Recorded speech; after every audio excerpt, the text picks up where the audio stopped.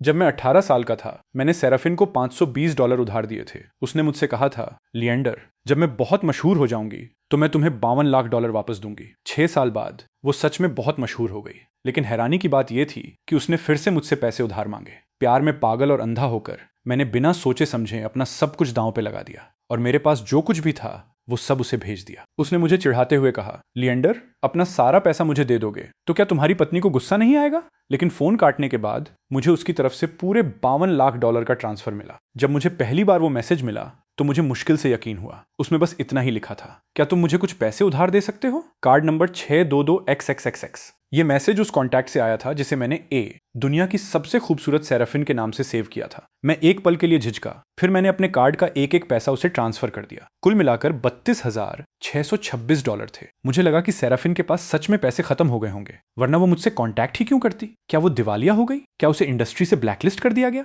या उसका किडनैप हो गया? पल भर में मेरे दिमाग में न जाने कैसे कैसे अजीब ख्याल आने लगे। कुछ ही सेकंड बाद मेरे फोन पर दुनिया की सबसे खूबसूरत सेराफिन की कॉल आई। घबराहट के मारे मेरा दिल जोर से धड़कने लगा। ग्रेजुएशन के बाद से सेराफिन और मेरी कभी कोई बात नहीं हुई थी। 7 साल बाद मुझे अचानक समझ नहीं आ रहा था कि मैं किस मूड या लहजे में उसकी कॉल का जवाब दूं।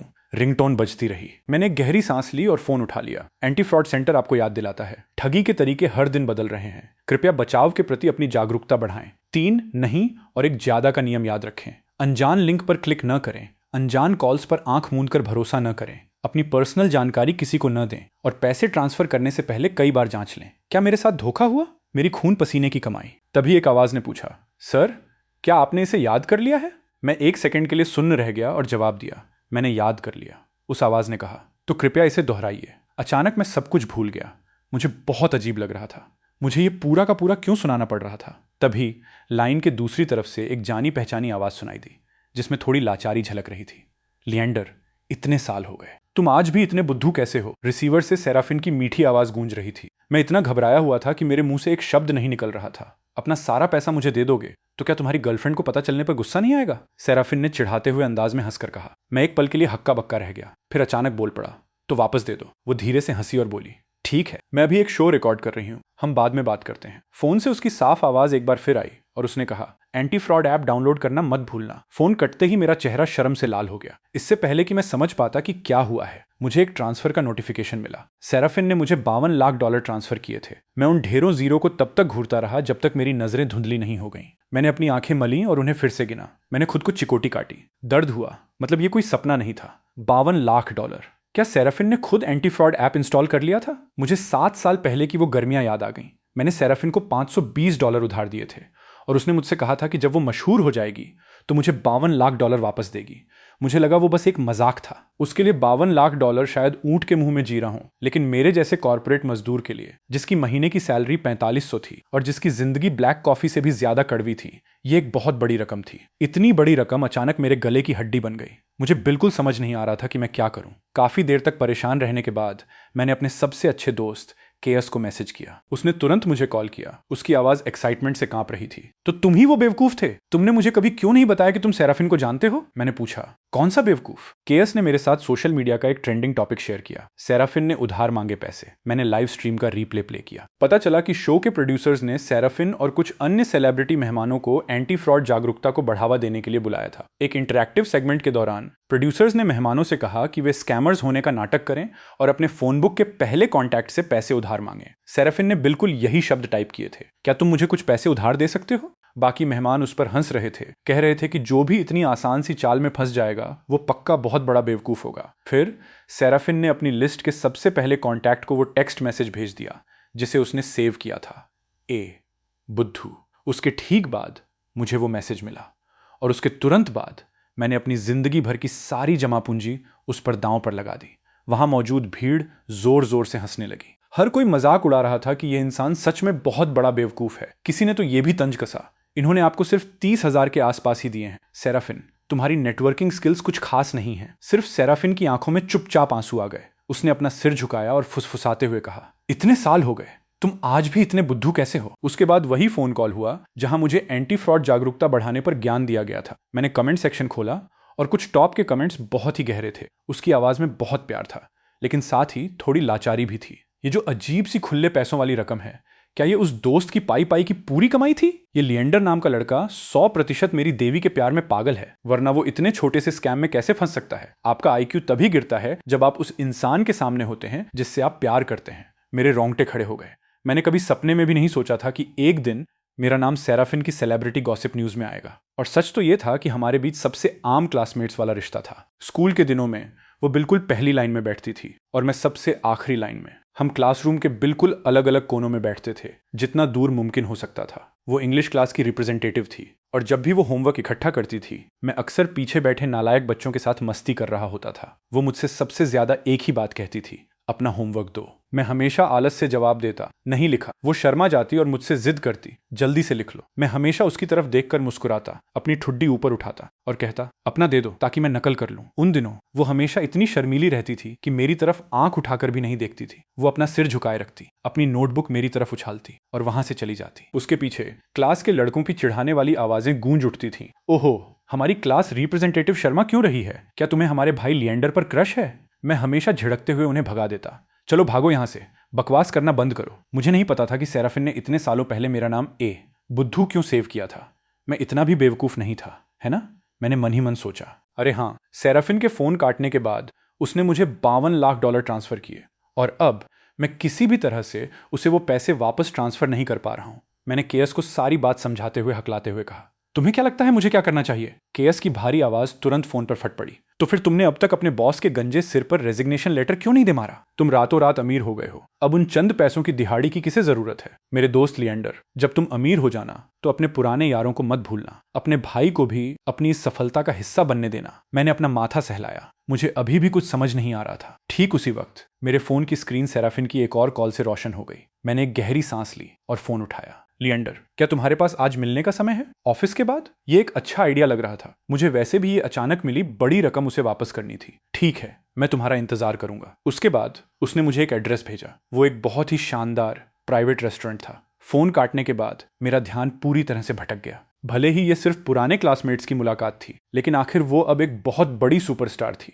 मुझे सच में वैसी ही घबराहट महसूस हो रही थी जैसी पहली बार किसी ऑनलाइन क्रश से आमने सामने मिलने पर होती है। हर एक सेकंड एक साल जैसा लग रहा था। काम के दौरान टाइम पास करने के लिए मैं केएस को सेराफिन के साथ अपनी होने वाली मुलाकात के बारे में बताए बिना नहीं रह सका। जल्दी से उगल दो, क्या तुम दोनों के बीच उन दिनों कोई सीक्रेट अफेयर चल रहा था? केएस ने दबाव डालते हुए पूछा। कसम से ऐसा कुछ नहीं था, हम सिर्फ आम क्लासमेट थे। मैंने बस उसे उस समय $520 उधार दिए थे। लिएंडर, तुम सच में प्यार में पूरी तरह अंधे हो। तुमने उसे तब पैसे उधार दिए थे और अब जैसे ही उसने कहा कि वो कंगाल है, तुमने अपनी जिंदगी भर की कमाई उस पर लुटा दी। और तुम अभी भी कहते हो कि तुम दोनों के बीच कुछ नहीं था? एक भूत भी इस बात पर यकीन नहीं करेगा। खैर छोड़ो, बस मेरे लिए एक ऑटोग्राफ वाली फोटो जरूर ले आना। वो मेरी सबसे बड़ी आइडल है। अगर आप पूछें कि क्या मुझे उन दिनों सेराफिन पसंद थी, मुझे लगता है हाँ, पसंद थी। हमारी क्लास के बहुत से लड़कों को सेराफिन पसंद थी। उसकी खूबसूरती एकदम ताज़ा और अलग थी। उसका स्वभाव बहुत ही खुशमिजाज था। वो गिटार बजा सकती थी और बहुत अच्छा गाती थी। स्टूडेंट लाइफ में उसके जैसी लड़की का जलवा तो होना ही था। उसकी डेस्क हमेशा रंग बिरंगे लव लेटर्स से भरी रहती थी। हालांकि सेराफिन के लिए मेरी भावनाएं सिर्फ एक खामोश और सीक्रेट क्रश तक ही सीमित थीं। उन दिनों मैं बिल्कुल भी खास नहीं था। मैं एक छोटे से शहर का बहुत ही शर्मीला लड़का था, जिसके चेहरे पर मुहांसे थे और जिसके बालों का कट बहुत ही पुराना और अजीब था। जब भी खेल के मैदान के पास मेरी उससे नजरें मिलती, मेरी कभी इतनी हिम्मत नहीं होती थी कि मैं आंख उठाकर उसे हेलो कह सकूं। वो शब्द पसंद, जाहिर सी बात है, ऐसी चीज थी जिसे जोर से बोलने की मुझमें कभी हिम्मत नहीं हुई। हम दोनों के बीच सबसे ज्यादा बातचीत सिर्फ होमवर्क बांटने और इकट्ठा करने के दौरान होती थी। वो आगे की लाइन से लेकर सबसे पीछे तक सबकी कॉपीज इकट्ठा करती, पूरी क्लास का भारी बंडल मेरी डेस्क पर रख देती और मैं उस भारी ढेर को टीचर के ऑफिस तक ले जाने में उसकी मदद करता था। उसके बाद वो अपनी स्कूल यूनिफॉर्म की जेब से कुछ चॉकलेट्स निकालती और मेरे हाथ पर रख देती। मैं ये सारी नहीं खा सकती, ये तुम्हारी हैं। फिर वो मुड़ती और चली जाती। उस समय कई लड़कों ने सुन रखा था कि उसे चॉकलेट खाना बहुत पसंद है, इसलिए वे छुपकर उसकी डेस्क में चॉकलेट रख देते थे। यही वजह थी कि होमवर्क ले जाने में उसकी मदद करने के बाद वो अक्सर मुझे थैंक यू के तौर पर कुछ चॉकलेट दे दिया करती थी। कैंपस के दिन हमेशा बहुत खूबसूरत होते हैं, लेकिन जल्दी बीत जाते हैं। जिस दिन हमारे फाइनल एग्जाम खत्म हुए, हर कोई अपनी जवानी की यादों को कैद करने के लिए पागलों की तरह ग्रुप फोटो खींच रहा था। हॉस्टल्स के बाहर प्यार के इजहार की आवाजें एक के बाद एक गूंज रही थीं। हालांकि मुझ में अभी भी सेराफिन से अपने प्यार का इजहार करने की हिम्मत नहीं थी और मुझ में इतनी भी हिम्मत नहीं थी कि मैं उससे एक साथ फोटो खिंचवाने के लिए कह सकूं। हमारी एकमात्र एक साथ वाली फोटो हमारी ऑफिशियल ग्रेजुएशन क्लास की फोटो थी। इत्तेफाक से वो बिल्कुल मेरे पीछे खड़ी थी, इतनी खुशी से मुस्कुरा रही थी कि उसकी आंखें चांद की तरह मुड़ गई थीं। मेरी जवानी का वो आखिरी पल तब आया जब सेराफिन मुझे ढूंढते हुए आई। सुनो लिएंडर, अपना फोन नंबर दे दो। हमने एक दूसरे के नंबर लिए। जब उसने देखा कि मैंने उसका नाम सिर्फ सेराफिन के नाम से सेव किया है तो उसने शरारत करते हुए उसे बदलकर दुनिया की सबसे खूबसूरत सेराफिन कर दिया। मैं अपनी हंसी नहीं रोक पाया। उसने अपनी भौहें उठाई और मुझे चिढ़ाते हुए कहा, जब तुम मुस्कुराते हो तो सच में बहुत हैंडसम लगते हो। मैं पूरी तरह शर्मिंदा होकर फिर से लाल हो गया। उसके होठों पर एक मुस्कान तैर गई। लिएंडर, शहर में एक सिंगिंग कंपटीशन का शो होने वाला है। मैंने उसमें हिस्सा लिया है, लेकिन मेरे पास बिल्कुल पैसे नहीं हैं। क्या तुम मुझे ट्रेन की टिकट खरीदने के लिए कुछ पैसे उधार दे सकते हो? मेरा चेहरा शर्म से लाल हो गया। मैंने जल्दी से अपने वॉलेट से सारे नोट निकाल लिए। वो पूरे $520 थे। ये बहुत अच्छा नंबर है। उसने कुछ नोटों को हवा में लहराते हुए कहा, जब मैं मशहूर हो जाऊंगी तो मैं तुम्हें $52 लाख वापस दूंगी। मैं अपनी मुस्कान नहीं रोक पाया और बोला, ठीक है। सूरज की रोशनी में नहाते हुए उसने मेरी तरफ हाथ हिलाया। उसकी मुस्कान बेहद चमकदार थी। लिएंडर, तुम मुस्कुराते हुए बहुत अच्छे लगते हो। तुम्हें आगे भी ज्यादा मुस्कुराना चाहिए। उस गर्मी के मौसम में वो टैलेंट शो हर गली नुक्कड़ पर बहुत मशहूर हो गया। सेराफिन बहुत सारे कंटेस्टेंट्स के बीच सबसे अलग नजर आई और अंत में उसने चैंपियनशिप जीत ली। उन चमचमाती धूप से भरी गर्मियों में वो सच में एक स्टार बन गई। शो खत्म होने के बाद मुझे उसका एक मैसेज आया, क्या तुमने देखा?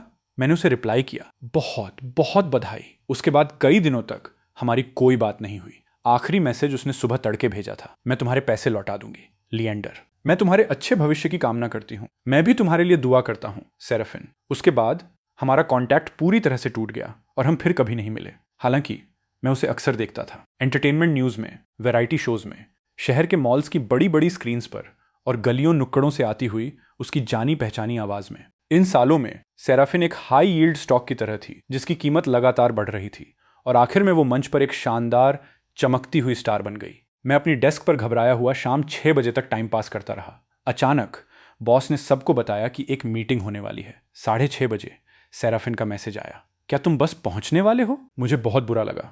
मैंने रिप्लाई किया, मुझे बहुत अफसोस है, मुझे आज ऑफिस में ओवर टाइम करना पड़ेगा।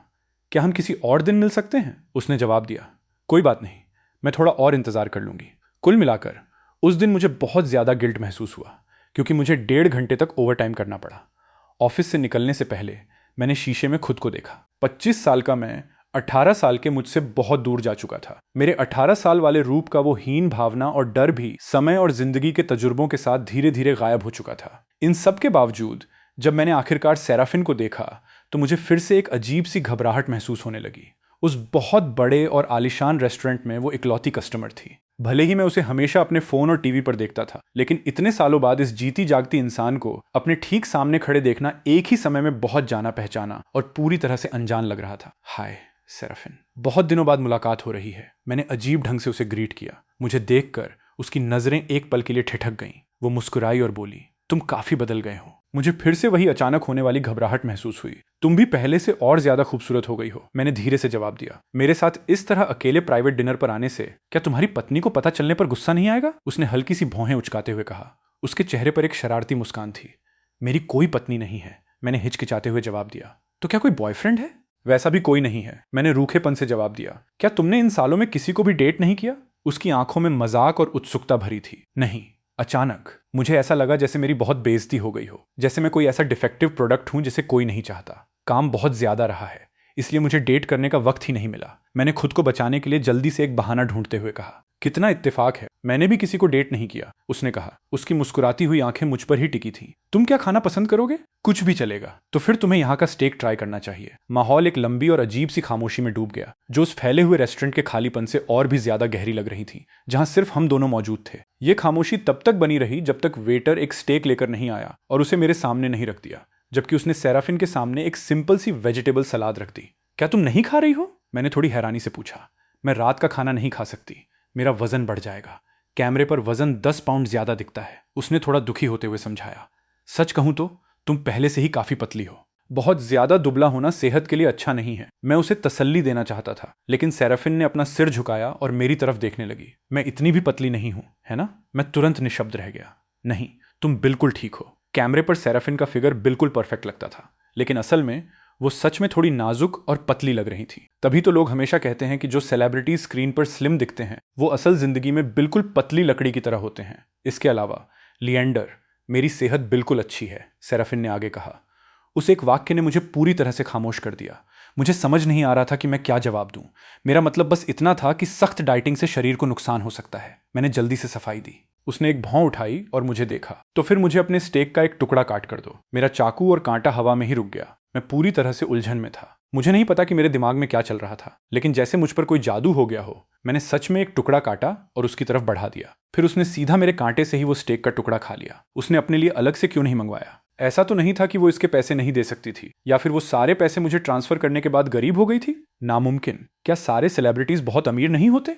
मैंने तो सुना है कि उनकी एक कार भी करोड़ों की होती है। अपने दिमाग में उठ रहे अनगिनत सवालों को दबाते हुए मैंने आखिरकार बातचीत को मेन टॉपिक पर ला ही दिया। सेराफिन, मैं सच में वो पैसे नहीं रख सकता। वो धीरे से अपने सामने रखी हरी पत्तेदार सब्जियों की प्लेट में कांटा चुभाने लगी। वो पैसे तो वैसे भी तुम्हें वापस करने के लिए ही थे। क्या हमने उस समय यही तय नहीं किया था? वो बस एक मजाक था। मैंने उसे कभी सीरियसली नहीं लिया। मैंने जल्दबाजी में समझाना चाहा। मैंने इसे सीरियसली लिया था। ये तुम्हारा हक है। तुम खुद को मेरा सबसे पहला एंजल इन्वेस्टर मान सकते हो, लेकिन मैं फिर भी ये पैसे नहीं ले सकता। सेराफिन शायद इस बातचीत को आगे नहीं बढ़ाना चाहती थी। उसने धीरे से अपना सिर उठाया और मेरी तरफ देखा। तुम आजकल किस तरह का काम करते हो? Graphic designing. उसके इस तरह अचानक टॉपिक बदलने से मैं थोड़ा चकरा गया था और ठीक से सोच नहीं पा रहा था। न जाने क्यों मैंने भी बेवकूफों की तरह पूछ लिया। और तुम? वो अपनी हंसी नहीं रोक पाई। मैं एक सिंगर हूं। एक पल के लिए वहां खामोशी छा गई। मैंने अपने विचारों को समेटा और एक और सवाल पूछा। क्या तुम्हें हेल्थ इंश्योरेंस और रिटायरमेंट फंड मिलता है? अपनी हंसी को दबाते हुए उसके होठों पर एक शरारती मुस्कान खेल रही थी। उसने अपनी भौहें उठाईं और पूरी गंभीरता से जवाब दिया। कोई हेल्थ इंश्योरेंस नहीं, कोई रिटायरमेंट फंड नहीं, वीकेंड की कोई छुट्टी नहीं और ओवर टाइम के कोई पैसे नहीं। हाँ, मुझे लगता है एक सेलिब्रिटी होना भी आसान नहीं है। बिल्कुल आसान नहीं है। एक बार फिर से खामोशी और अजीब सी झिझक छा गई। बातचीत का बिल्कुल कबाड़ा कर देने का टैलेंट मुझ में कूट कूट कर भरा था। सच कहूं तो मैं तुम्हारा बहुत बड़ा फैन हूं, मैंने बर्फ पिघलाने की कोशिश करते हुए कहा। ओह सच में? तो फिर मैंने तुम्हें कभी अपने किसी कॉन्सर्ट में क्यों नहीं देखा? खैर, तुम्हारे टिकट्स बहुत महंगे होते हैं, और सिर्फ महंगे ही नहीं, उन्हें बुक कर पाना नामुमकिन होता है। अगली बार जब मेरा कॉन्सर्ट होगा तो मैं तुम्हें अपने गेस्ट के तौर पर बुलाऊंगी। सेराफिन के होठों पर एक हल्की सी मुस्कान आ गई और उसकी नजरें सीधे मुझ पर टिक गईं। तो क्या तुम मुझे एक ऑटोग्राफ दे सकती हो? मुझे अचानक वो काम याद आ गया जो केएस ने मुझे सौंपा था, और मैंने एक फोटो और मार्कर निकाल लिया। जरूर। सेराफिन ने बड़े आराम से उन्हें लिया और बहुत ही सुंदर घुमावदार अक्षरों में अपना नाम साइन कर दिया। क्या तुम एक छोटा सा मैसेज भी लिख सकती हो? ठीक है, तुम क्या लिखवाना चाहते हो? सेराफिन ने आराम से मुस्कुराते हुए पूछा। मुझे थोड़ी शर्मिंदगी महसूस हुई और मैंने हकलाते हुए कहा, लिखो, मेरे पति केएस के लिए, जो दिन ब दिन और हैंडसम होता जा रहा है। सेराफिन की मुस्कान जम गई और उसके चेहरे के भाव अचानक सख्त हो गए। ये केएस कौन है? मेरा सबसे अच्छा दोस्त। नहीं, क्या तुम सारे फैंस अपने आइडल्स को पत्नी बुलाते हो? सेराफिन ने भौहें चढ़ाई। उसकी आंखों में फिर से मजाक आ गया था। हाँ, मैंने खुद को तैयार करते हुए जवाब दिया, लेकिन गलत मत समझना, मैं तुम्हें ऐसे नहीं बुलाता। मैंने जल्दी से सफाई दी। क्यों नहीं? मैं सिर्फ दिल से तुम्हारे काम की तारीफ करता हूं। वो बहुत धीरे से, हल्के से मुस्कुराई और मुझे अपने आप पर इतनी शर्मिंदगी महसूस हुई कि मेरे पैरों की उंगलियां तक मुड़ गईं। तो तुम्हें कौन सी सेलिब्रिटी पसंद है? उसने मेरी तरफ ऊपर देखते हुए पूछा। वैसे एलिसिया है।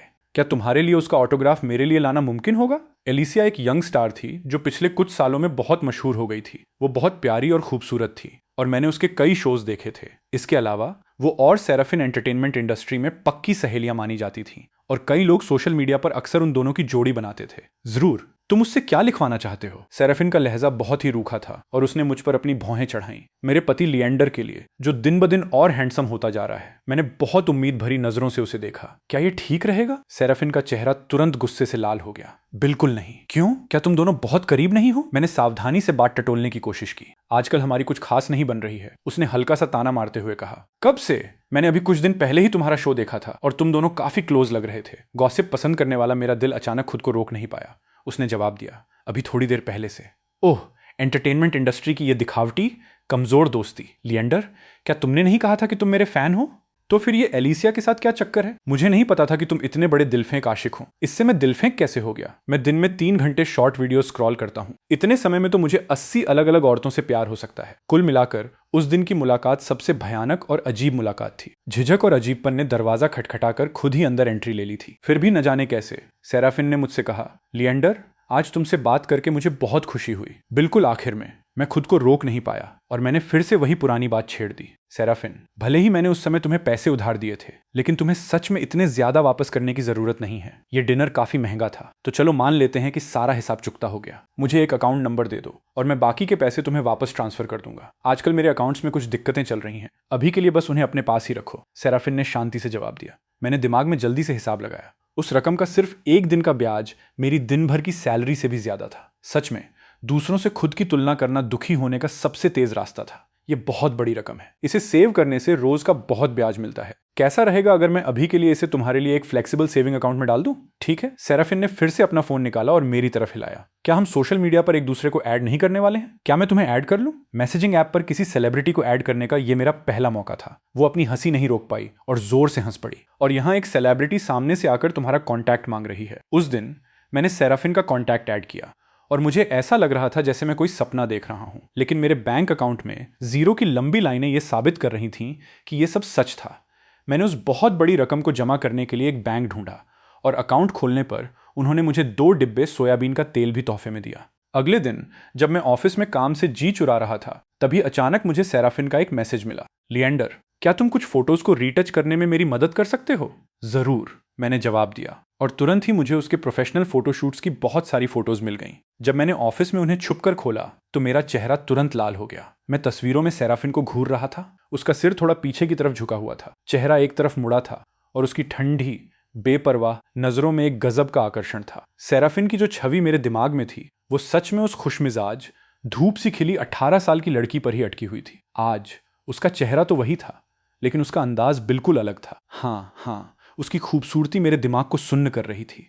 मैंने अपने दांत पीसे और विंडो को बंद कर दिया। ये कैसी हैं? सेराफिन ने एक और मैसेज भेजा। बहुत अच्छी हैं, मैंने अपने लाल हो रहे गालों को थपथपाते हुए जवाब दिया। वैसे मैंने वो पैसे बैंक में फिक्स डिपॉजिट अकाउंट में डाल दिए हैं। मुझे बता देना जब भी तुम पैसे रिसीव कर सको और मैं जाकर तुम्हें वो ट्रांसफर कर दूंगा। मैंने कैजुअली फिर से उस बहुत बड़ी रकम की बात छेड़ दी। उसने रिप्लाई किया, पैसे जमा करने पर उन्होंने तुम्हें सोयाबीन तेल के 2 डिब्बे दिए थे। क्या तुम्हें अभी भी वो चाहिए? मुझे वो चाहिए। क्या मैं लिएंडर को उन्हें मेरे पास पहुंचाने की तकलीफ दे सकती हूँ? मैं सच में बस तहजीब दिखा रहा था। भला एक बहुत बड़ी सुपरस्टार खाना पकाने के तेल के 2 डिब्बों की परवाह कैसे कर सकती है? और इसी तरह मैं वहां था, हांफते हुए सोयाबीन तेल के 2 बड़े डिब्बे लेकर शहर के सबसे महंगे रिहायशी इलाके में उसकी होम डिलीवरी करने जा रहा था। यह बिल्कुल अजीब था। हो सकता है कि बाहर पपराजी छुपकर फोटोज ले रहे हों।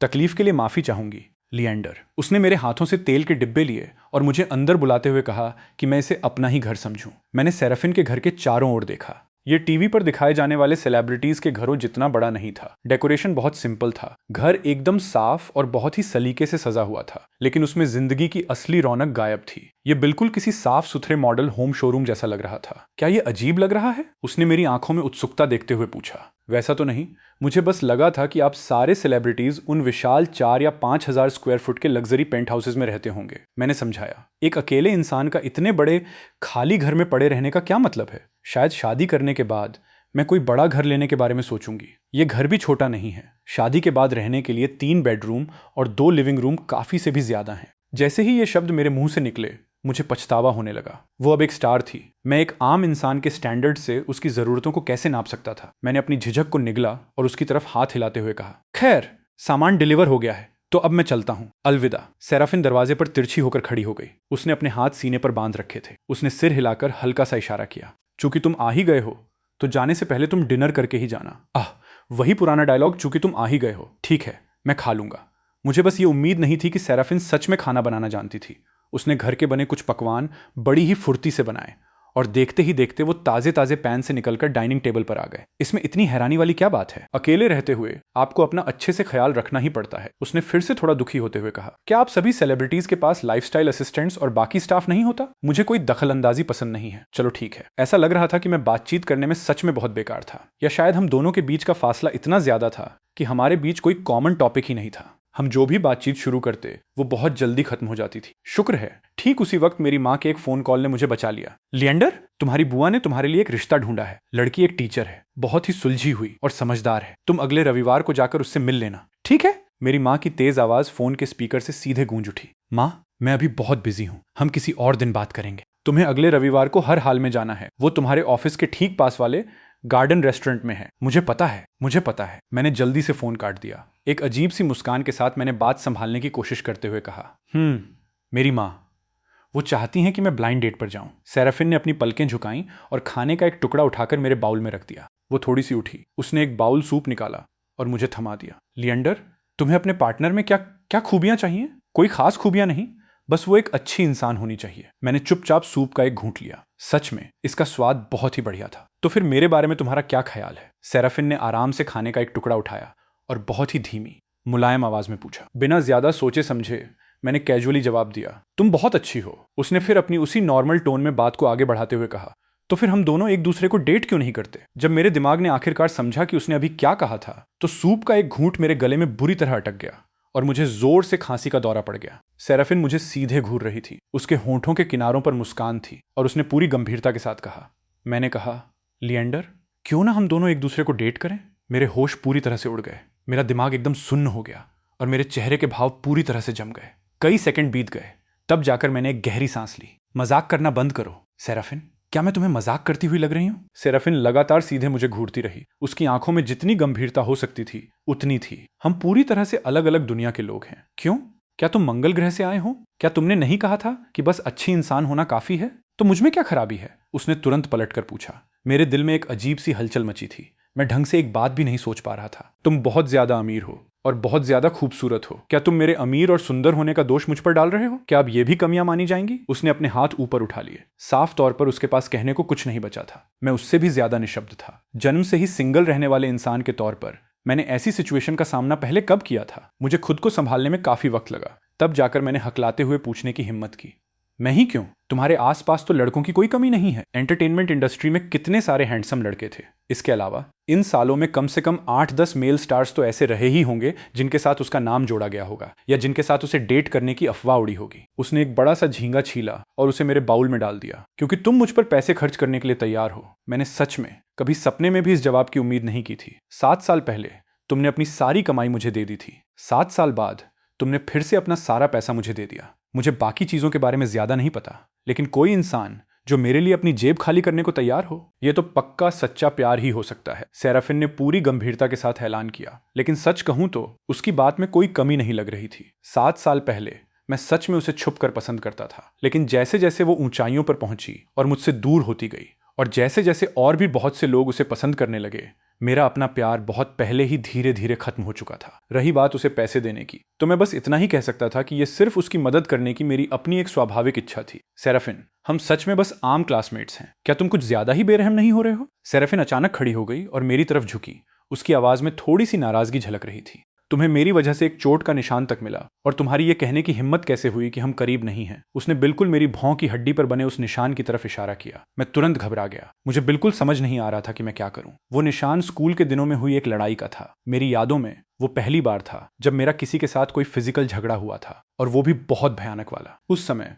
हॉस्टल में मेरी अपनी ही क्लास के एक लड़के के साथ बहुत भयंकर लड़ाई हो गई थी। उस लड़के की पसलियां टूट गई थीं और मेरी भौं पर 3 टांके आए थे। उसका असली कारण यह था कि वो हॉस्टल में उस तरह की गंदी फिल्म देख रहा था और उसने बाकी लड़कों से कहना शुरू कर दिया कि उस फिल्म की एक्ट्रेस बिल्कुल सेराफिन जैसी दिखती है। उसने बहुत सी गंदी और घिनौनी बातें बकीं, इसलिए मैंने उसे बुरी तरह पीट दिया। अगर उस तरह की अफवाह फैल जाती तो सेराफिन की इज्जत के लिए यह बहुत बुरा होता, इसलिए टीचर्स ने इस बात को पूरी तरह से दबा दिया था। मुझे नहीं पता था कि उसे इस बारे में कैसे पता चला।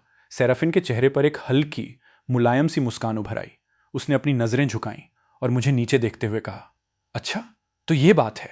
हाँ, मैंने रूखेपन से जवाब दिया। उसकी नजरें ऊपर की तरफ घूमी जैसे वो कुछ सेकंड के लिए कुछ सोच रही हो। फिर वो एक हल्की सी हंसी के साथ वापस मेरी तरफ देखने लगी। और उस समय का क्या, जब मुझे क्लास के बाहर खड़े रहने की सजा मिली थी? मैं पागलों की तरह रो रही थी। तब किसने मेरा साथ दिया था? मुझे वो सजा वाली घटना बिल्कुल साफ साफ याद थी, क्योंकि वो बहुत कम मौकों में से एक था जब मुझे सेराफिन के साथ अकेले रहने का मौका मिला था। हमारी उस समय की मैथ की टीचर को मीनोपॉज चल रहा था और उनका गुस्सा बहुत कुख्यात था। किसी की भी हिम्मत नहीं होती थी कि उनकी क्लास में कोई नाटक करे। लेकिन एक बार वो एक टेस्ट पेपर सॉल्व करवाना चाहती थी और सेराफिन अपना पेपर घर भूल आई थी। टीचर अड़ गई कि उसने जानबूझकर ऐसा किया है और उन्होंने सेराफिन को क्लासरूम के दरवाजे के बाहर खड़े रहने की सजा दे दी। इसके अलावा पोडियम पर खड़े होकर टीचर ने गुस्से से ऐलान किया, जिस किसी ने भी अपना पेपर नहीं लाया है वो बाहर जाओ और वहां जाकर खड़े हो जाओ। उसके बाद मैं भी टहलता हुआ उसका साथ देने बाहर चला गया। पहली बार इस तरह की सजा मिलने की वजह से वो पूरी क्लास के दौरान बाहर खड़े होकर चुपचाप रोती रही। अरे क्या ये सच में इतना बुरा है? मैंने उसके बगल में खड़े होकर उसे चिढ़ाया। उसने मुझे इग्नोर कर दिया। वो पूरी तरह से अपमानित महसूस कर रही थी और बस रोती रही। मैं बस उसके बगल में खड़ा रहा और उसे देखकर मुस्कुराता रहा। बाद में मैंने उसकी जेब में कुछ चॉकलेट्स डाल दी और कहा, मेरी तरफ से। आज जब मैं उस बात को याद करता हूं तो मुझे अभी भी एक अजीब सी खुशी महसूस होती है। उसने अपनी बात जारी रखी और बाद में, अंदाजा लगाओ मुझे क्या मिला? मुझे तुम्हारा टेस्ट पेपर बिल्कुल तुम्हारी डेस्क के अंदर रखा हुआ मिला। सेराफिन के चेहरे पर एक चालाक मुस्कान आ गई। उसके होठों के किनारे एक खतरनाक और रहस्यमयी अंदाज में मुड़ गए। लिएंडर, तुम उस दिन अपना पेपर लेकर आए थे। मुझे अचानक झटका भी लगा और घबराहट भी होने लगी। तो तुम्हें अभी भी लगता है कि हम करीब नहीं हैं? उसने धीरे से अपना सिर उठाया। उसकी गहरी जादुई नजरें मेरी आंखों से टकराईं। मैं एक पल के लिए उनमें खो गया। इतना करीब होने का मतलब है कि हम एक दूसरे को अंदर बाहर से अच्छी तरह जानते हैं। चूंकि हम दोनों को ही कोई और नहीं चाहता, तो हम भी समझौता करके एक दूसरे को डेट कर सकते हैं। मेरा चेहरा शर्म से आग की तरह लाल हो गया। मैं हक्का बक्का होकर वहीं खड़ा रह गया। कुछ सेकंड झिझकने के बाद मैंने अपने दांत पीसे और जवाब दिया, ठीक है, हम डेट करेंगे। इसमें मेरा कोई नुकसान नहीं है। मैंने पहले कभी किसी सेलिब्रिटी को डेट नहीं किया है। सेराफिन अपनी हंसी नहीं रोक पाई और जोर से हंस पड़ी। धीरे से हंसते हुए उसने मेरे सिर पर थपकी दी। बुद्धू, ये बहुत ही अजीब था। मैं सोयाबीन तेल के 2 डिब्बे ढोकर लाया था और बदले में मुझे एक गर्लफ्रेंड मिल गई थी। यहां तक कि जब सीढ़ियों से नीचे उतरते वक्त मैंने सेराफिन का हाथ पकड़ा था और जब उसने मुझे कार में घर छोड़ा तो वो पूरा सफर एक बिल्कुल सपने जैसा लग रहा था। घर पहुंचने के बाद मैं बिस्तर पर लेटा करवटें बदलता रहा। मुझे बिल्कुल भी नींद नहीं आ रही थी। मैं केएस को मैसेज किए बिना नहीं रह सका। केएस, मेरी एक गर्लफ्रेंड बन गई है। उसने तुरंत रिप्लाई किया, और मेरी एक पत्नी है। एंटरटेनमेंट इंडस्ट्री की हर खूबसूरत औरत मेरी पत्नी है, खास तौर पर तुम्हारी वो हाई स्कूल की क्लासमेट सेराफिन। वो मेरी पहली पत्नी है। एक सेकंड रुको, तुम सच में मेरी पीठ पीछे जाकर कोई गर्लफ्रेंड तो नहीं बना लाए लिएंडर? कौन है वो? मैंने उसे बताया, तुम्हारी पहली पत्नी। क्या तुम दोनों सच में एक साथ आ गए? मैंने रिप्लाई किया। ईमानदारी से कहूं तो मुझे खुद नहीं पता कि हम दोनों एक साथ कैसे हो गए। मुझे कुछ समझ नहीं आ रहा है कि क्या करूं। मेरा दिमाग अभी भी पूरी तरह से ब्लैंक है। क्या करूं से तुम्हारा क्या मतलब है? हम सेराफिन के बारे में बात कर रहे हैं। भाई, उसकी किसिंग स्किल्स कैसी हैं? उसका फिगर कैसा है? मैंने जवाब दिया, हम अभी तक उस स्टेज तक नहीं पहुंचे हैं। तो फिर जल्दी करो, जाकर उसे अपने प्यार में पागल कर दो। मैंने कभी नहीं सोचा था कि मैं वो दिन देखने के लिए जिंदा रहूंगा जब मेरा अपना भाई सचमुच एक देवी जैसी लड़की को डेट करेगा। मेरे सबसे अच्छे दोस्त की दिमागी हालत शायद खराब हो रही थी। वो हर एक दिन मुझसे एक ही सवाल पूछकर मुझे ग्रीट करने लगा, क्या लिएंडर ने आज सेराफिन को अपने प्यार में पागल किया? नहीं, मैंने नहीं किया था। ऐसा नहीं था कि मैं नहीं चाहता था, बस सच में ऐसा कोई मौका ही नहीं मिला। ठीक अगले ही दिन सेराफिन एक शो रिकॉर्ड करने के लिए शहर से बाहर चली गई। बस उसी तरह अपने रिश्ते को पक्का करने के तुरंत बाद हम रातों रात एक लॉन्ग डिस्टेंस कपल बन गए। और उसका वर्क शेड्यूल पूरी तरह से फिक्स नहीं था। कभी कभी मैं मैसेज भेजता तो उसे रिप्लाई करने में सदियां लग जाती थीं। वो अपने ब्रेक के दौरान मुझे कॉल करती थी और प्यार भरी ढेरों बातें कहती थी, और वो तब तक नहीं रुकती थी जब तक मैं शर्म से लाल होकर हकलाने नहीं लगता था। समय समय पर मुझे फूड डिलीवरीज मिलती थीं जो वो मेरे लिए ऑर्डर करती थी, और वो जो भी पैकेज भेजती थी उसमें हमेशा बहुत महंगी चीजें होती थीं। जब भी मैं उन्हें लेने से मना करने की कोशिश करता, वो नाराज हो जाती। अपना फोन पकड़े हुए मुझे लगातार एक गहरा एहसास होता कि ये सब सच नहीं है। मुझे समझ नहीं आ रहा था कि क्या डेटिंग ऐसे ही काम करती है। मैंने अपने फोन पर सेराफिन के बारे में न्यूज सर्च की। अचानक एक ट्रेंडिंग हेडलाइन सामने आई, सेराफिन और सिल्वेन का अनछुपा रोमांस। उसके साथ जुड़ी हुई फोटो उनके लेटेस्ट शो का एक लीक हुआ शॉट था। सिल्वेन बोल रहा था और सेराफिन का सिर मुड़ा हुआ था। वो उसकी तरफ देखकर एक चमकदार मुस्कान दे रही थी। पूरा कमेंट सेक्शन इस बात पर पागल हो रहा था कि जिस नजर से सेराफिन सिल्वेन को देख रही थी वो मानो प्यार और दीवानगी से टपक रही थी। सिल्वेन हाल ही में उभरा हुआ एक टॉप टीयर का आइडल था और बहुत सारे लोग इंटरनेट पर उसे और सेराफिन को एक साथ जोड़ रहे थे। मैं उस फोटो को जितनी देर तक घूरता वो मेरी आंखों में उतनी ही ज्यादा चुभती। मैंने अपना मैसेजिंग ऐप खोला और सेराफिन को एक टेक्स्ट भेजा, तुम कब वापस आ रही हो? उसने बहुत देर तक कोई रिप्लाई नहीं किया। जब कोई इंसान बहुत ज्यादा असुरक्षित महसूस करता है तो उसका दिमाग बेकाबू होकर दौड़ने लगता है। मैंने उसके सोशल मीडिया के हर एक अपडेट को स्क्रॉल करना शुरू कर दिया। मैं लगभग उनकी चीर फाड़ कर रहा था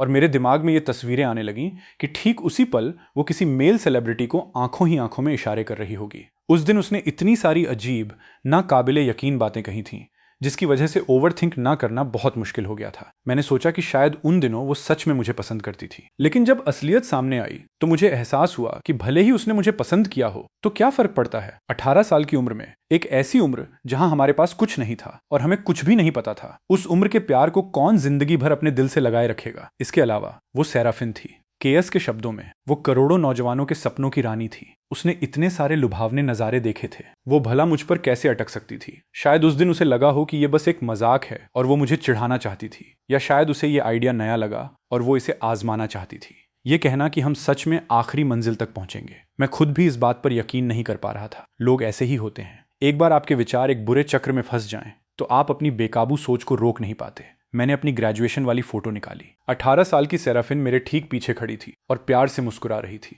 मुझे याद आया कि उस वक्त जब भी हम एक दूसरे के सामने आते थे, मैं खुद ब खुद अपना सिर झुका लेता था। शायद किसी को पसंद करना स्वाभाविक रूप से एक अनजानेहीन भावना को जन्म देता है। ये बात तब भी सच थी और अब भी सच थी। खुद को रोक ना पाने पर मैंने एक स्टेटस अपडेट पोस्ट किया। तो कहानी का अंत यह है कि हमारे पास एक साथ वाली कोई फोटो भी नहीं है। जिस इंसान ने मेरी जवानी की सारी यादों पर कब्जा कर लिया, उसने पलटकर एक बार भी मेरी तरफ नहीं देखा। थोड़ी देर बाद मेरा मूड ठीक हो गया और मैंने तुरंत उस पोस्ट को डिलीट कर दिया। जैसे ही मैं अपने ख्यालों से बाहर आया, मेरी माँ ने अचानक मुझे एक मैसेज भेजा जिसमें मुझे मेरी ब्लाइंड डेट की याद दिलाई गई। लिएंडर, याद रखना कल शाम 6 बजे गार्डन रेस्टोरेंट जाना है। फियोरा वहां तुम्हारा इंतजार कर रही होगी। मैं इस बारे में पूरी तरह से भूल चुका था। माँ, मैं नहीं जाना चाहता। बुआ ने पहले ही सब कुछ तय कर दिया है। लड़की सरकारी नौकरी करती है, 27 साल की है, 5 फुट 5 इंच लंबी है, बहुत ही शांत और समझदार है। उसकी खूबियां बेमिसाल हैं। अगर तुमने ये मौका छोड़ दिया तो तुम्हें ऐसी लड़की दोबारा नहीं मिलेगी। जल्दी से जाओ। मैंने अपने दांत पीसे। ठीक है, मैं जाऊंगा। अगर वो दूसरे मर्दों के साथ आंखों ही आंखों में इशारे कर सकती है तो मैं भी किसी दूसरी औरत के साथ कैंडल लाइट डिनर क्यों नहीं कर सकता। हकीकत ने बहुत जल्दी साबित कर दिया कि बुआ की बातों में बहुत ज्यादा बढ़ा चढ़ाकर मिलावट की गई थी। वो महान फियोरा, मैं इसे कैसे कहूं, अगर वो कूदती तो शायद 5 फुट 5 इंच तक पहुंच जाती। 27 साल की उम्र में उसके सिर पर मेरी मां से भी कम बाल थे। वो निश्चित रूप से समझदार और शांत थी। उसका वजन पक्का 200 पाउंड के आसपास रहा होगा। इस लेडी ने जानबूझकर एक कड़क सफेद बटन डाउन शर्ट पहनी हुई थी। कुर्सी पर बैठी हुई वो बिल्कुल मिशेलिन मैन जैसी लग रही थी। सबसे शर्मनाक बात यह थी कि उसने खाने के लिए एक ऑनलाइन कूपन वाउचर खरीदा था, लेकिन बाद में पता चला कि वो छुट्टियों के दिन इस्तेमाल नहीं किया जा सकता था। इसलिए उसकी रेस्टोरेंट के स्टाफ के साथ बहुत जबरदस्त बहस हो गई। मिस फियोरा, क्यों ना हम इस बात को यहीं खत्म कर दें। मैंने सबसे बुरे वक्त के लिए खुद को तैयार करते हुए उससे रिक्वेस्ट की। मैं बहुत ही समझदार इंसान हूं, लेकिन आज मैं तुम्हारे लिए एक अपवाद बना रही हूं, उसने ऐलान किया। मिस्टर लिएंडर, सच कहूं तो मैं आपसे काफी इंप्रेस हूं।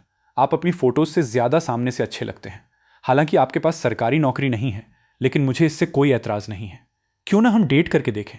लिएंडर, एक साफ और कड़क आवाज ने हवा को चीर दिया। मैंने आवाज की तरफ देखा। सेराफिन एक शानदार प्योर ब्लैक स्पोर्ट्स कार के सहारे खड़ी थी। उसने एक बेसबॉल कैप पहनी हुई थी। उसने मुझे अपने पास बुलाने के लिए हाथ हिलाया। इधर आओ। उसकी आवाज में एक अजीब सी बेताबी और नाराजगी थी। मुझे अचानक गिल्ट का एक तीखा झटका महसूस हुआ, लेकिन फिर मुझे याद आया कि पहले तो उसी ने गलत हरकत की थी, तो भला मुझे किस बात का गिल्ट महसूस करना चाहिए। मैं धीरे धीरे चलते हुए उसके पास गया। उसने अपना सिर थोड़ा तिरछा किया। उसकी गहरी नजरें मुझ पर टिकी थीं। तुम क्या कर रहे हो? मैंने अपने होंठ सिकोड़े और मुंह फुलाते हुए जवाब दिया। Blind date. वो अचानक जोर से और तीखी आवाज में हंसी, अपना हाथ उठाया और मेरा कान जोर से मरोड़ दिया। लिएंडर, तुम्हारी इस हरकत ने मुझे बहुत ही मुश्किल में डाल दिया है। उसने ये बात लगभग खुद से ही बड़बड़ाते हुए कही। फिर अचानक वो अपने पंजों के बल खड़ी हुई और मुझे किस कर लिया। मैं तुरंत डर और घबराहट से भर गया। उसने मास्क नहीं पहना था। अगर किसी ने उसे पहचान लिया तो क्या होगा। मैंने धीरे से उसे धक्का दिया। मत करो, लोग देख रहे हैं। मेरी ब्लाइंड डेट जो एक तरफ खड़ी थी वो पहले ही गुस्से से आग बबूला हो रही थी। तुम्हारी गर्लफ्रेंड बिल्कुल एक मूवी स्टार जैसी दिखती है, तो तुम मेरे साथ इस ब्लाइंड डेट पर झक मारने क्यों आए थे?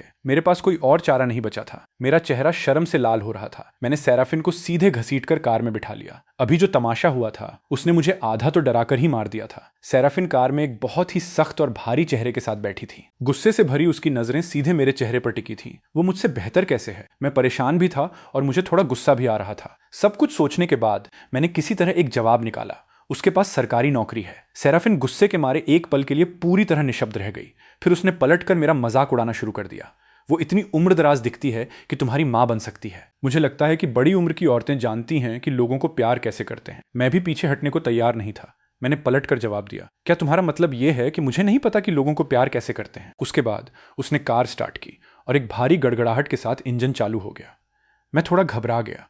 तुम क्या कर रही हो? तुम्हें अच्छी तरह से प्यार करने के लिए कोई दूसरी जगह ढूंढ रही हूं, उसने बहुत ही ठंडी आवाज में कहा। मेरा वो मतलब नहीं था। तो फिर तुम्हारा आखिर क्या मतलब था? जब तुम्हारी पहले से ही एक गर्लफ्रेंड है तो तुम एक ब्लाइंड डेट पे आ रहे हो। उसकी आंखों की गहराइयों में एक सर्द सन्नाटा छा गया। पहले तुमने ही किसी और के साथ आंखों ही आंखों में इशारे किए थे। मैंने गॉसिप न्यूज का वो हिस्सा निकाला और उसे खुद देखने के लिए अपना फोन उसकी तरफ उछाल दिया। उसने इसे एक नजर देखा और जोर से हंस पड़ी। उसने तुरंत मेरा हाथ पकड़ लिया। क्या तुम्हें जलन हो रही है? वो मुस्कुरा रही थी। उसकी जादुई मीठी आवाज बिल्कुल मेरे कान के पास गूंज रही थी, जिससे मुझे एक झुनझुनी सी महसूस होने लगी। मेरा दिमाग पूरी तरह से खाली हो गया और मैं हकलाते हुए बोला, नहीं लिएंडर, आज के बाद से अगर तुम्हारे मन में कोई सवाल हो तो सीधा मुझसे पूछना। अपने दिमाग में कहानियां मत बनाते रहना। फिर उसने अपना फोन खोला और एक वीडियो क्लिप निकाली। ये उनके शो का बिहाइंड द सीन्स फुटेज था। मैं उसे नहीं देख रही थी, मैं खाने को देख रही थी। पता चला कि सिल्वेन के बिल्कुल बगल में क्रू के कुछ लोग खाना बना रहे थे। उन्हें रिकॉर्डिंग करते हुए कई घंटे बीत चुके थे और वे भूख से मर रहे थे। उसकी नजरें सिल्वेन के लिए प्यार से नहीं टपक रही थी, वो तो बस खाने को देखकर लार टपका रही थी। ये सफाई सुनकर मैं अपनी हंसी नहीं रोक पाया। प्राइवेट तौर पर सिल्वेन और मैं बिल्कुल भी करीब नहीं हैं। ये सब ज्यादातर बस पब्लिसिटी स्टंट होता है और ऐसा ही पहले कुछ और लोगों के साथ भी था।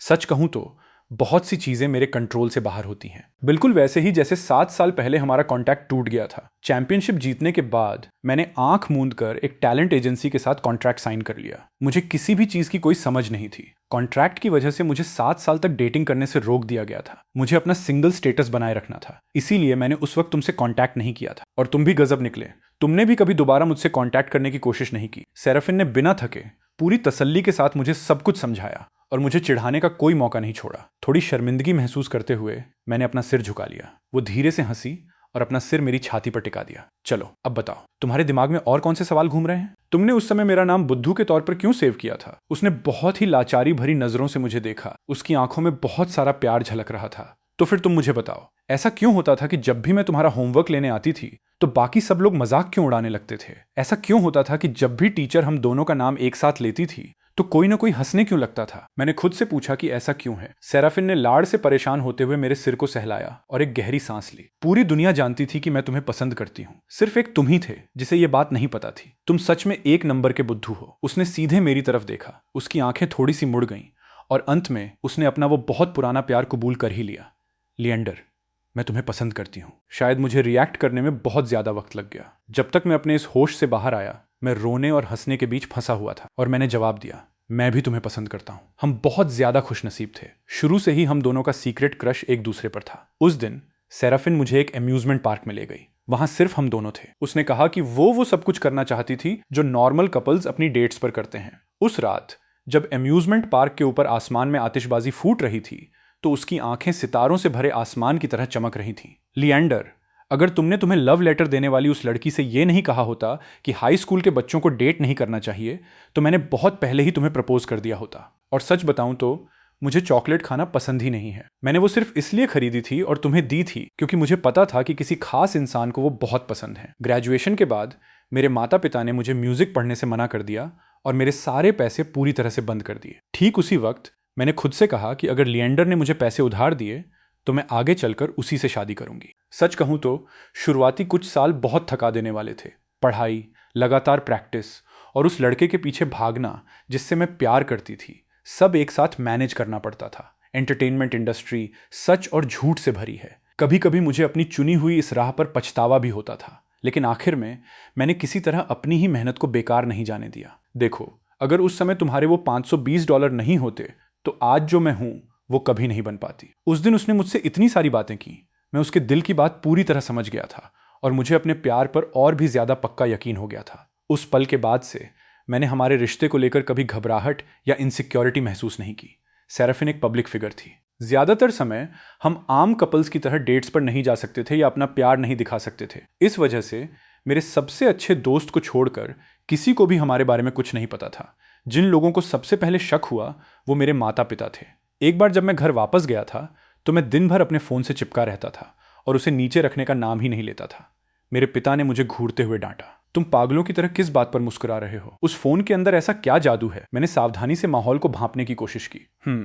माँ, पापा, मेरी एक गर्लफ्रेंड बन गई है। वो क्या करती है? क्या उसके पास सरकारी नौकरी है? मेरे माता पिता की सोच पूरी तरह से छोटे शहर वाली थी। एक ग्रामीण इलाके में पले बढ़े होने के कारण उनका मानना था कि बच्चों के 3 सबसे बड़े पापों में से सरकारी नौकरी न होना सबसे बड़ा पाप है। उसके पास सरकारी नौकरी नहीं है, वो एक सिंगर है। ये कैसे हो सकता है? उसके पास एक ढंग की नौकरी तक नहीं है। गाने से भला क्या हासिल हो सकता है? खैर, बहुत सारे लोग उसका गाना सुनते हैं। उसने तो स्टेडियम में कॉन्सर्ट्स भी किए हैं। हमारे शहर की वैलेसा भी तो एक सिंगर है। वो मीलों दूर तक हर शादी और जनाजे में कॉन्सर्ट करती है, रोज गुंडों की तरह कपड़े पहनकर घूमती है और उसे अपने लिए एक पति तक नहीं मिल पा रहा है। ये ऐसा नहीं है, वो सच में बहुत खूबसूरत भी है। बेवकूफ लड़के, क्या खूबसूरती से पेट भर सकता है? वो तुम्हारे जैसे नादान लड़के को सिर्फ बेवकूफ बना रही है। वो गाकर आखिर कितना पैसा कमा सकती है? मैंने कभी अपने सपनों में भी नहीं सोचा था कि एक दिन ऐसा आएगा जब कोई सेराफिन को इस तरह नीची नजरों से देखेगा। छुट्टियों के दौरान मैं घर पर आराम से सिकुड़कर खुशी खुशी शॉर्ट वीडियोस स्क्रॉल कर रहा था, जबकि सेराफिन अपना शो रिकॉर्ड करने के लिए ओवर टाइम कर रही थी। दोनों की तुलना करते हुए मेरे अंदर का वो कॉर्पोरेट मजदूर चुपचाप खुश हो रहा था। क्या तुमने मुझे मिस किया? फोन से सेराफिन की धीमी आवाज आई। मैंने तुम्हें मिस किया। अगर तुमने मुझे मिस किया है तो नीचे आ जाओ, मैं तुम्हारी बिल्डिंग के ठीक बाहर हूं। मैंने झट से अपना पजामा पहना और दौड़कर नीचे गया। मेरे बाल बिल्कुल किसी चिड़िया के बिखरे हुए घोंसले की तरह लग रहे थे। बहुत प्यारे लग रहे हो, उसने कहा। उसने वही पिंक शर्ट ड्रेस पहनी हुई थी जो उसने अपना वैरायटी शो शूट करते वक्त पहनी थी। लिएंडर, अगर तुमने मुझे मिस किया था तो तुम्हें थोड़ी पहल करनी चाहिए। वो शरारत से मुस्कुराई और अपने होठों को थपथपाया। मेरा चेहरा लाल हो रहा था। मैं उसके करीब झुका। मैं बस उसे एक छोटा सा किस करना चाहता था, लेकिन उसने जबरदस्ती पासा पलट दिया और उस किस को और गहरा कर दिया। जैसे ही हम दोनों पूरी दुनिया को भूलकर एक दूसरे को किस कर रहे थे, एक तेज चीख ने उस माहौल को तोड़ दिया। मैंने झटके से अपना सिर घुमाया। हे भगवान, मेरी माँ यहाँ क्यों थी? और भी बुरी बात यह थी कि मेरे पिता पहले ही गुस्से से तमतमाते हुए आ रहे थे। तुम दोनों इसी वक्त ऊपर चलो, मेरे पिता ने दांत पीसते हुए कहा। क्या यही वो सिंगर है जिसे तुमने ढूंढा है? मेरे पिता का चेहरा पूरी तरह से गुस्से में काला हो चुका था। हम दोनों बिल्कुल उन मिडिल स्कूल के बच्चों की तरह लग रहे थे जिन्हें कम उम्र में डेटिंग करते हुए रंगे हाथों पकड़ लिया गया हो। नमस्ते अंकल, मेरा नाम सेराफिन है। मैं लिएंडर की हाई स्कूल की क्लासमेट हूँ। मेरे पिता ने उसे तिरछी नजरों से देखा। तुम दिखावे में तो काफी तेज लगती हो। मेरे पिता थोड़ी देर रुके और फिर बोले, लेकिन अगर तुम्हारे पास कोई ढंग की नौकरी नहीं है तो यह रिश्ता नहीं चल सकता। मैं तुम्हें अभी बता देता हूँ, हमारे इलाके में शादी के लिए शगुन की रकम बहुत कम है। मेरे पिता की आंखें इधर उधर घूम रही थीं। वो कुछ सेकंड झिझके और फिर अपनी 2 उंगलियां ऊपर उठाईं। सिर्फ 20,000। उनके चेहरे के हाव भाव साफ साफ कह रहे थे कि हमें ठगने की कोशिश मत करना। अंकल, हम सिर्फ शादी करने के इरादे से ही डेट कर रहे हैं। रही बात शगुन की, तो मुझे लिएंडर से कुछ भी नहीं चाहिए। मैंने पहले ही लिएंडर को शादी के लिए जरूरी सारे पैसे दे दिए हैं, सेराफिन ने प्यार से मुस्कुराते हुए कहा। $52 लाख। मेरे पिता जोर जोर से हंसने लगे, जैसे उन्होंने कोई बहुत ही मजेदार चुटकुला सुन लिया हो।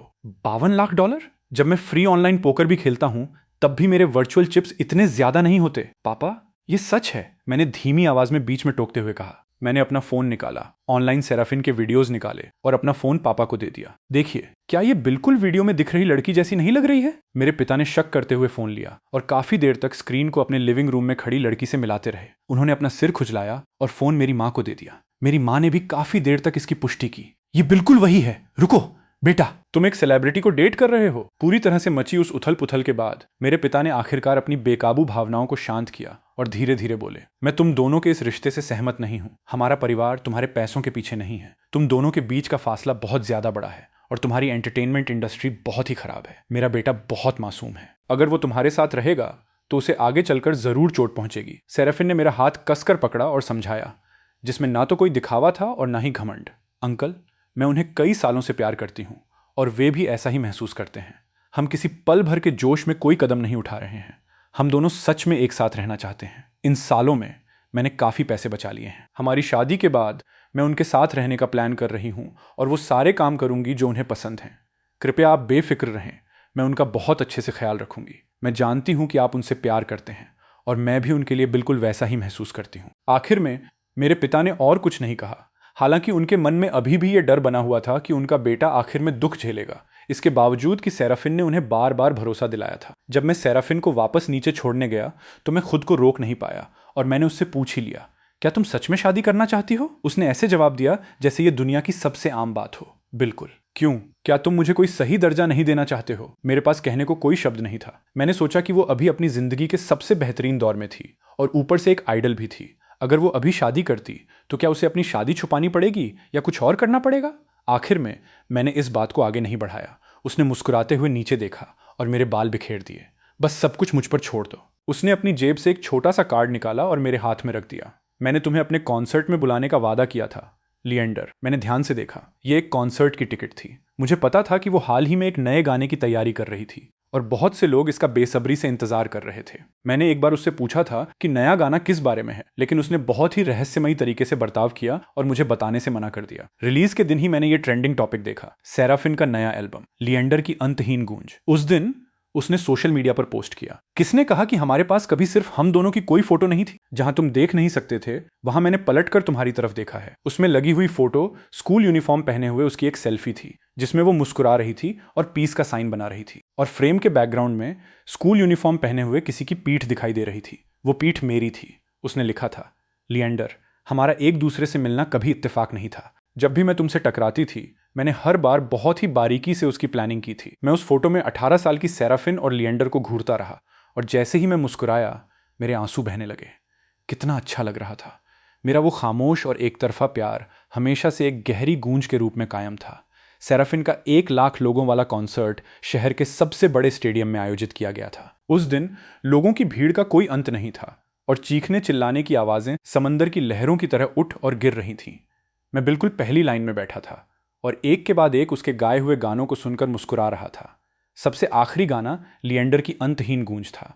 जब उस गाने की धुन खत्म हुई तो वो स्टेज के बिल्कुल बीच में खड़ी हो गई। एक अकेली स्पॉटलाइट उस पर पड़ी, जिससे उसका पूरा वजूद रोशनी से जगमगा उठा। उसने एक गहरी सांस ली और धीरे से बोली, सभी को मेरा नमस्ते, मैं सेराफिन हूं। मेरे कॉन्सर्ट में आने के लिए आप सभी का बहुत बहुत शुक्रिया। स्टेडियम तुरंत ही तालियों और चीखों की गड़गड़ाहट से गूंज उठा। यह गाना मेरे बॉयफ्रेंड के लिए लिखा गया था। उस समय उसने मुझे एक टैलेंट शो में हिस्सा लेने के लिए टिकट खरीदने के लिए $520 उधार दिए थे। सिर्फ उसी की वजह से आज की यह सेराफिन आपके सामने खड़ी है। उसने पूरी ईमानदारी के साथ मुझे नीचे देखा। उसकी आंखों की गहराइयों में प्यार का एक कभी न खत्म होने वाला समंदर था। मैंने एंटरटेनमेंट इंडस्ट्री में 7 साल तक कड़ी मेहनत की है। मेरे गानों से इतना प्यार करने के लिए आप सभी का बहुत बहुत शुक्रिया। ये मेरा आखिरी कॉन्सर्ट है। मैं ऐलान करती हूँ कि आज से मैं एंटरटेनमेंट इंडस्ट्री से हमेशा के लिए रिटायर हो रही हूँ। पूरा स्टेडियम एकदम से हंगामे में डूब गया। कोई भी ये नहीं समझ पा रहा था कि सेराफिन अपने करियर के बिल्कुल पीक पर अचानक क्यों रिटायर होगी। उसने बड़ी बेदर्दी से हर एक इंटरव्यू को ठुकरा दिया और बैक स्टेज एरिया से मुझे सीधा बाहर ले गई। मेरा दिमाग अभी भी पूरी तरह से उसकी रिटायरमेंट स्पीच में ही अटका हुआ था, और मैंने इस बात पर ध्यान भी नहीं दिया था कि वो मुझे कहाँ ले जा रही थी। सेराफिन क्यों? इसके कई कारण हैं। मिसाल के तौर पर, मैं अब अपने शौक को अपना काम नहीं बनाना चाहती। मैं डिनर के वक्त भूखा नहीं रहना चाहती। मैं नहीं चाहती कि मेरी हरकतों या मेरे आसपास के लोगों की बातों को पब्लिक हमेशा बढ़ा चढ़ाकर दिखाए और उन पर बहस करे। और जब मेरे बॉयफ्रेंड की छुट्टी हो तो मैं ओवर टाइम नहीं करना चाहती। मैं चाहती हूं कि हम बिल्कुल किसी आम कपल की तरह रहें। बाहर खाना खाने जाएं, डेट्स पर जाएं, एक साथ घूमने जाएं, और वो सब कुछ करें जो हम करना चाहते हैं। बिना कोई और सफाई दिए उसने मेरा हाथ पकड़ा और भागने लगी। आखिरी में हम दोनों हाँफ रहे थे और एक बहुत ही खास जगह पर आकर रुक गए। लिएंडर, क्या तुम्हें यह जगह याद है? वो मुझे वापस हमारे पुराने स्कूल के खेल के मैदान के पास वाले रास्ते पर ले आई थी। यह बिल्कुल वही रास्ता था जहां मैं हमेशा इत्तेफाक से उससे टकरा जाता था। यह बिल्कुल वही जगह भी थी जहां ग्रेजुएशन के दिन उसने हक जताते हुए मेरा फोन छीन लिया था और अपना कॉन्टैक्ट नाम बदलकर दुनिया की सबसे खूबसूरत सेराफिन कर दिया था। हर बार जब मैं वहां उससे टकराता था तो मैं अनजाने में ही अपना सिर झुका लेता था। मेरी कभी उससे आंखें मिलाने की हिम्मत नहीं होती थी। वो हर सुबह ठीक 7:10 पर इस जगह से गुजरती थी और मैं बिल्कुल 7 बजे वहां पहुंच जाता था, सिर्फ उन कुछ पलों का इंतजार करने के लिए जब हमारे रास्ते एक दूसरे से टकराते थे। मैं अपना सिर झुका लेता और वो पलट कर देखती।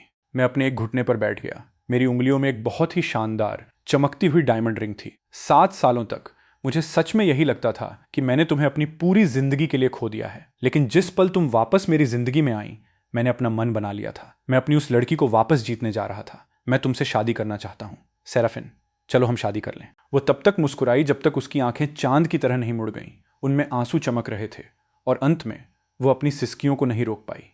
तुम सच में एक बुद्धू हो। हाँ, मैं करूंगी। मैंने वो अंगूठी उसकी उंगली में पहना दी और बेहद खुशी के साथ मुस्कुराया। स्कूल के ब्रॉडकास्टिंग स्टेशन से उसका गाना लिएंडर की अंतहीन गूंज बजने लगा। गाने के बोल की बिल्कुल आखिरी लाइन कह रही थी, तुम मेरी जवानी की वो चाहत हो जिसे कभी भुलाया नहीं जा सकता, और मैं तुम्हारे उस खामोश एक तरफा प्यार का कभी ना खत्म होने वाला जवाब हूं।